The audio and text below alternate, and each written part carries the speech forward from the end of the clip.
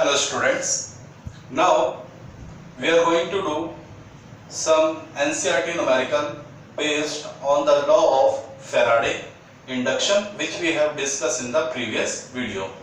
So regarding to that, let's do the example of NCERT 6.2. In this numerical what we have? A square loop of side 10 cm and resistance 0.5 ohm in a plane vertically in the east west plane.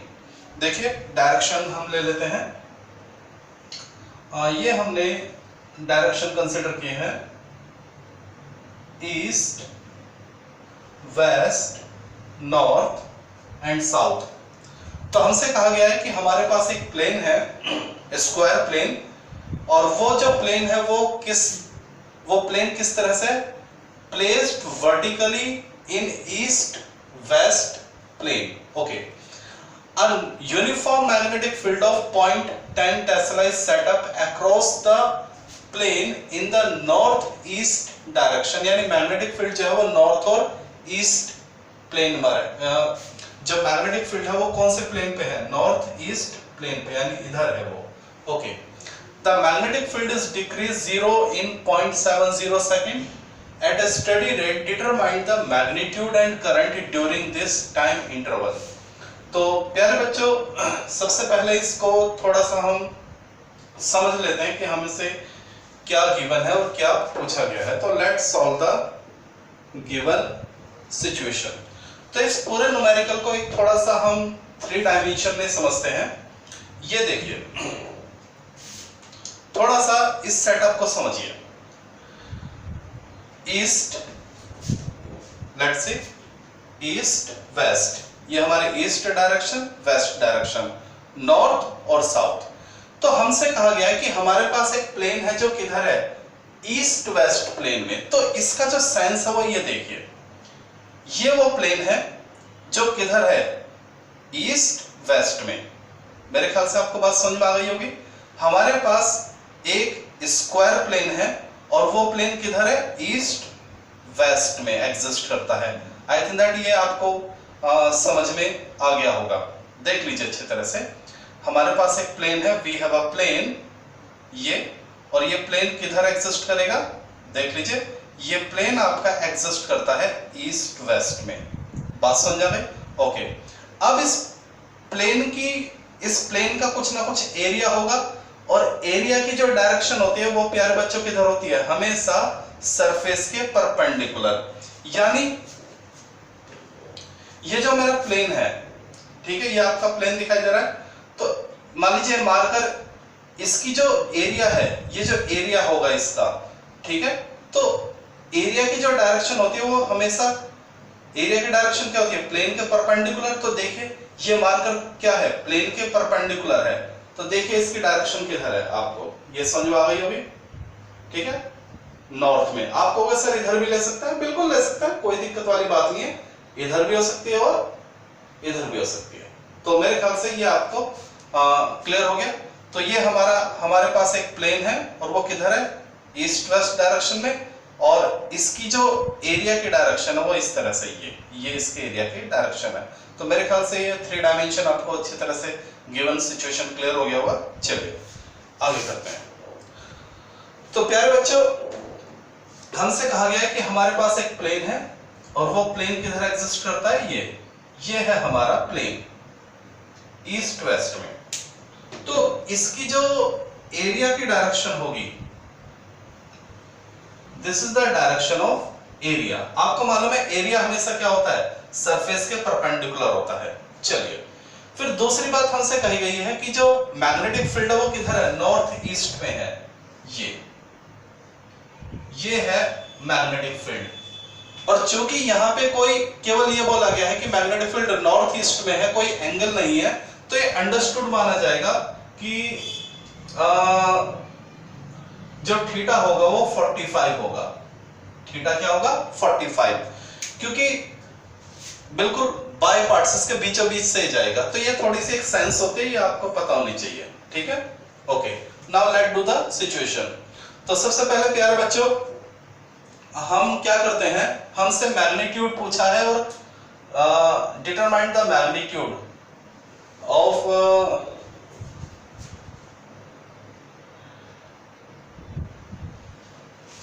Magnitude, ये थोड़ा सा रह गया है, magnitude of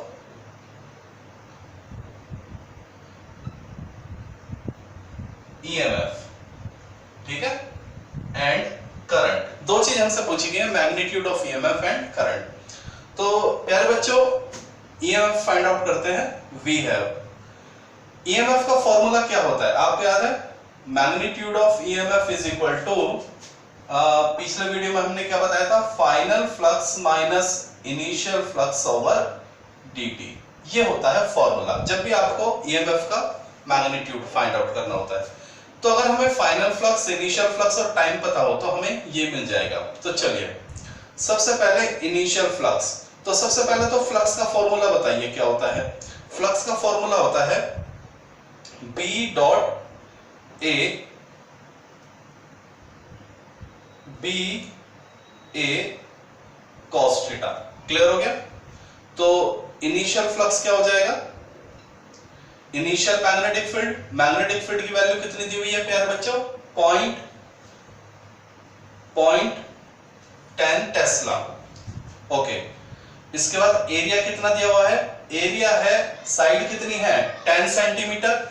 देखिए जो side है वो कितनी है? Side is equal to 10 centimetre, यानी 10 टू द पावर -1 मीटर। तो जो एरिया हो जाएगा, एरिया हो जाएगा साइड का स्क्वायर, यानी 10 की पावर -1 का स्क्वायर, यानी 10 की पावर -2 मीटर स्क्वायर। देख लीजिए क्या ये वीडियो में विजिबल है आपको? Let me check. यस, ये आपको दिखाई दे रहा है। तो प्यारे बच्चों एरिया कितना आ गया? 10 की पावर -2 cos 45। तो ये आपका आ जाएगा, इसको हम क्या ले सकते हैं? 10 की पावर -1।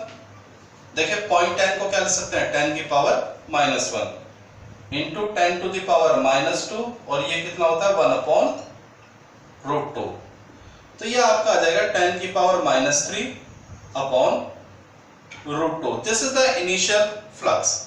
चलिए फाइनल फ्लक्स निकालते हैं। फाइनल फ्लक्स वही mod B mod A cos theta.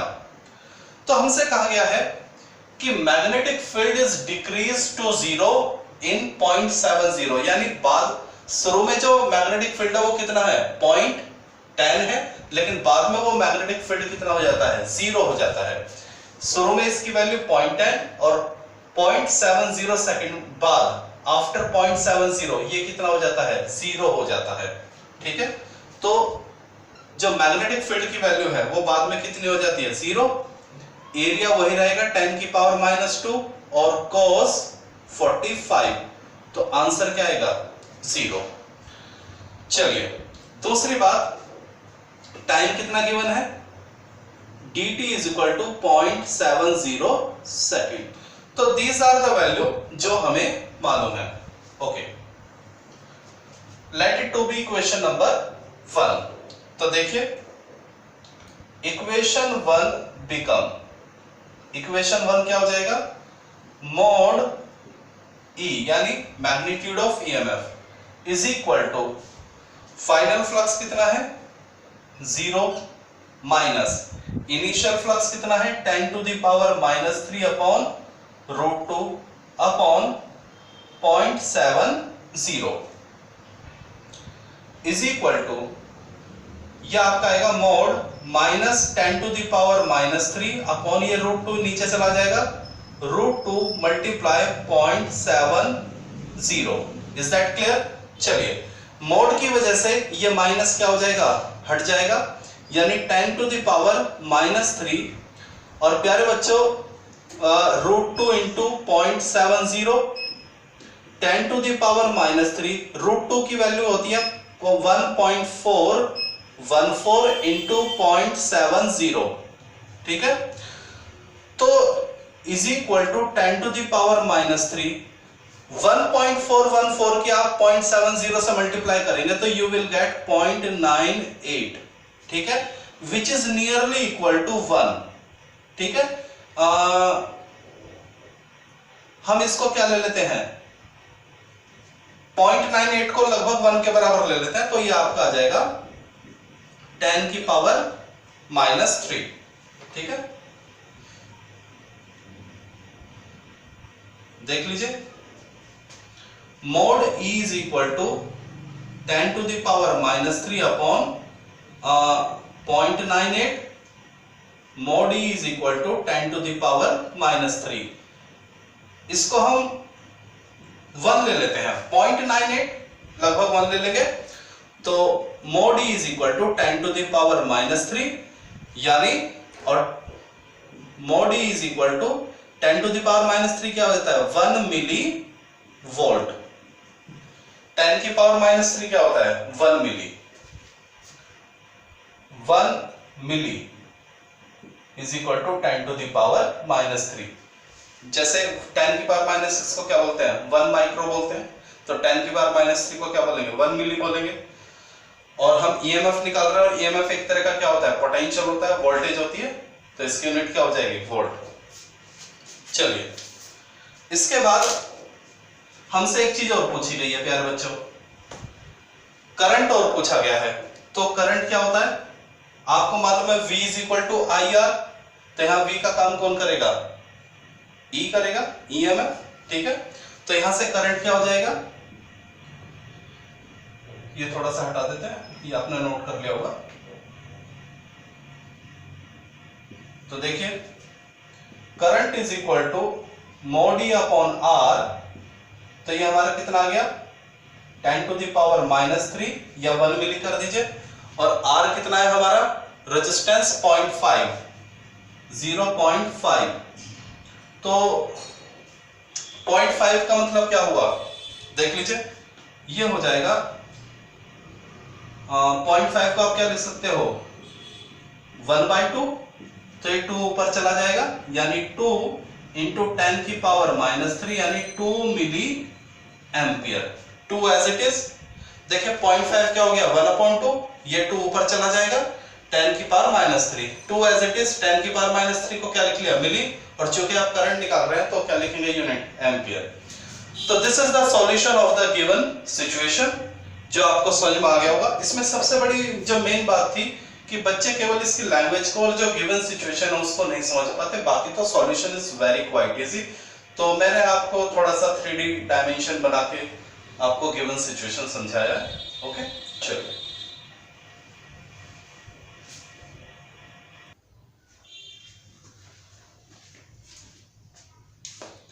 In the next numerical 6.3, what we have, a circular coil of radius 10 centimeter, 500 turn and resistance of 2 ohm is placed with its plane perpendicular to the horizontal component of earth magnetic field। देखिए क्या बोला गया है, हमारे पास एक coil है और उस कॉइल को इस तरह से रखा जाता है कि अर्थ का जो हॉरिजॉन्टल कंपोनेंट है मैग्नेटिक फील्ड का, वो उसके सरफेस के परपेंडिकुलर रहे।